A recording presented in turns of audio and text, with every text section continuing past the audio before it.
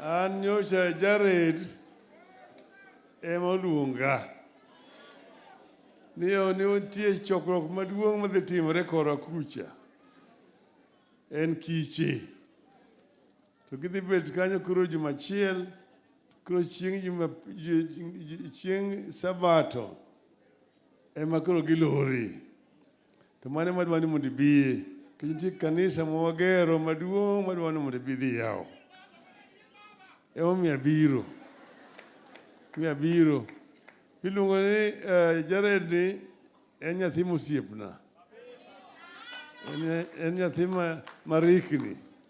Ing'e ng'ama marikni. Jared rikni. Ahinya asewuotho kode kuonde mang'eny. Ma asedhi kode Amerika kuonde mang'eny.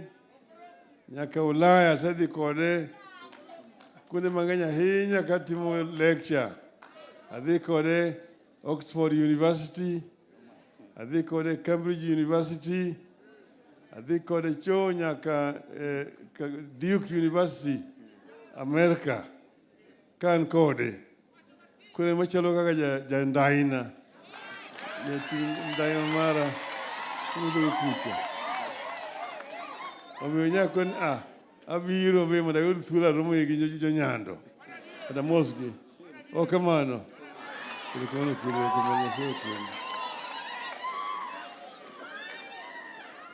Koro kawuono kech waloro ka.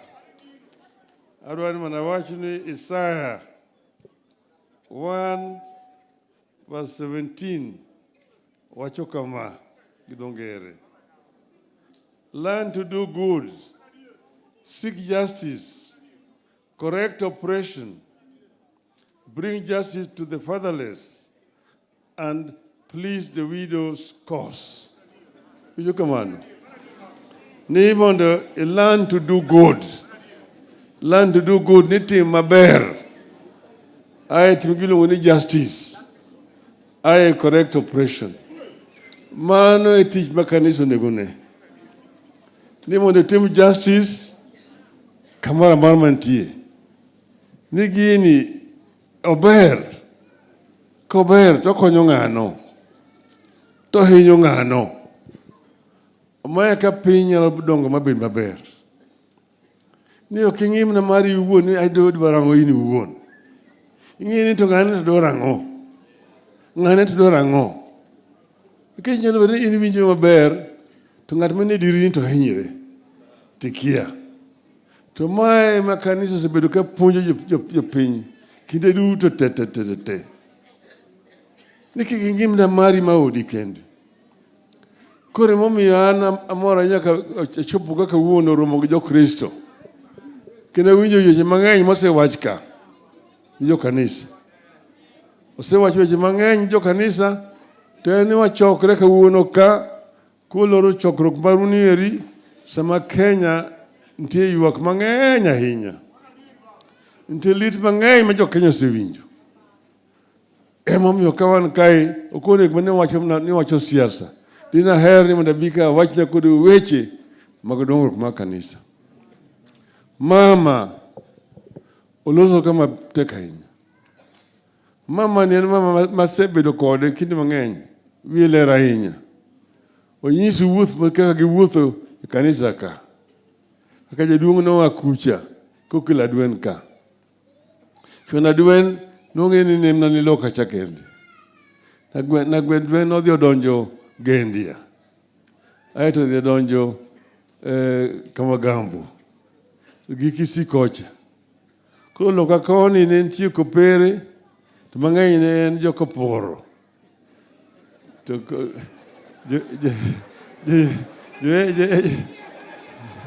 kamano. AIC ne chon ni ahera. Chone dungu ni AIM. Kamano. To koro kaneka koro bang'e jo kadwen no odhi cho malira. Game kende menentie loka milungu ni Sendro Nyanza. To tinda dwen obiro ka. Mama pimo kaka jaduong' no biro kode ka. Magichako kaka gilemo mokwongo. Teyath gigero od lum. Father Chobiro mang'eyo ni od lum ok ber ahinya. konyogi ma gikelo mabati, ma dhi kamano kamano. Mane development. Koro sani koro Jared ogolu kacha. Moteru koro machielo kabisa. Golo kanisa machalo na gine. Chalo na St. Peter's. Maroma. Ber ahinya. Ber koso rach? Ok ber? Ami mana mor ahinya mar biro riwora kodu kawuono ka mondo wayawnu kanisa. Mondo dhi nyime. Abiro biro chieng' machielo mondo alim kodu. Kata kamano, kama ochokre ni jo Kenya koro ywak. Gik motimore Kenya ka ok gin gik mane ji paro ni nyalo timore Kenya ka bang' katiba manyien mane wakelo. Niwagano ni gigi gin gik mane oseiki gi kanisa machon cha. To buogo ji. Kineno ka ng'ato wacho notimore maber, polisi otimo maber. Adwani mondo yiena mondo awachi gi dhok ma jomoko dwa winjo. Oyie kamano? Yes. I've said that Kenyans have been through a struggle, a lengthy struggle to improve conditions of living in our country. We had fallen so low into a dictatorship. Kenyans were being arrested and detained without trial for a long time. Kenyans were being clobbered by police, being arrested, blindfolded, taken up to Nyayo House, dropped from the 23rd floor onto the streets to their death, and then they would say that you committed suicide. People could never dream of carrying out any kind of demonstrations. It was outlawed, the demonstrations. But we demonstrated, and eventually, after very heavy price paid by the people of Kenya, we got a new constitution. That new constitution has been billed as one of the best constitutions in the world in terms of human rights provisions section of that constitution.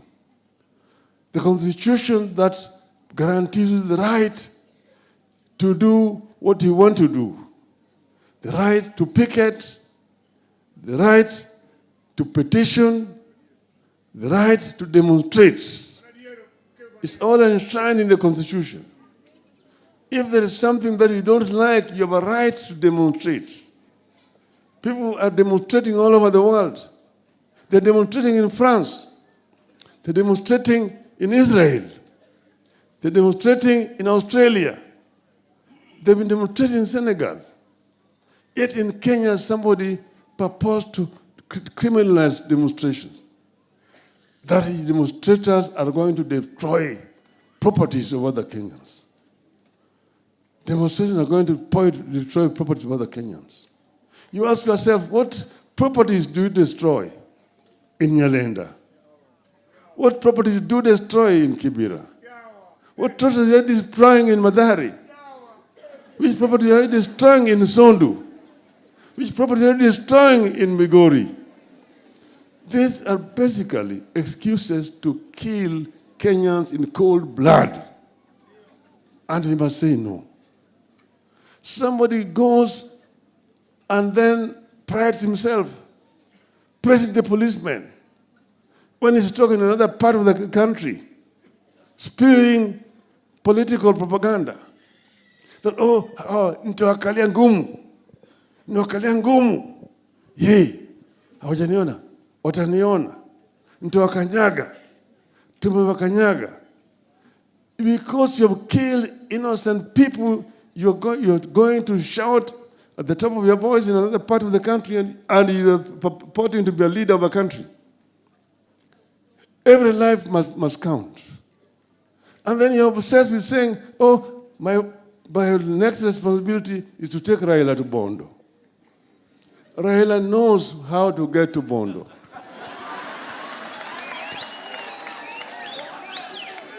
I don't need to be rude to take me to Bondo. But what is done is criminal. These people's hands are full of the blood of innocent Kenyans. innocent Kenyans. And that is why we are all very emotional about this.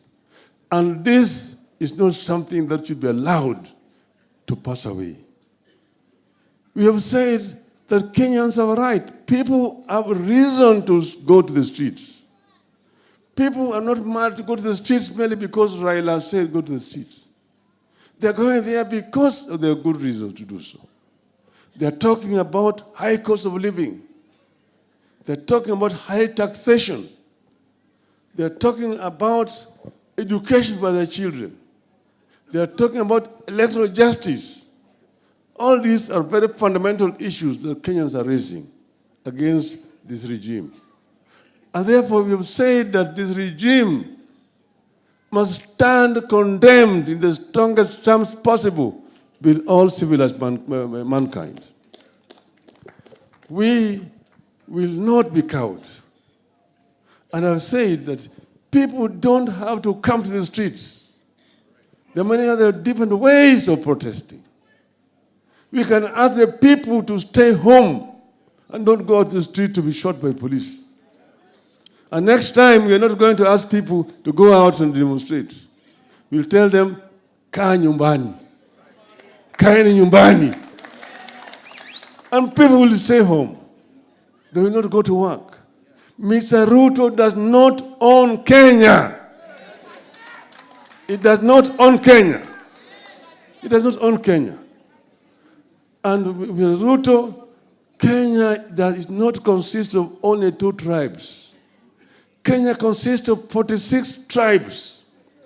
Even those who did not vote for Kenya Kwanza are Kenyans and are tax-paying Kenyans. And they have a right to demand services from a government. So we will not allow you to play with the rights of innocent people. We will not allow you to trample the rights of our people. We will resist. We will resist and we will resist. We have agreed, yes, we can talk. But we will only talk so long as there is a conducive environment for talking. We have also said we do not want a share in Kenya Kwanza government. We do not want handshake, hands which are tainted with the innocent blood of our people. We will not touch those hands. Not touch those hands. We will not touch those hands. We will stick to what is right for our people.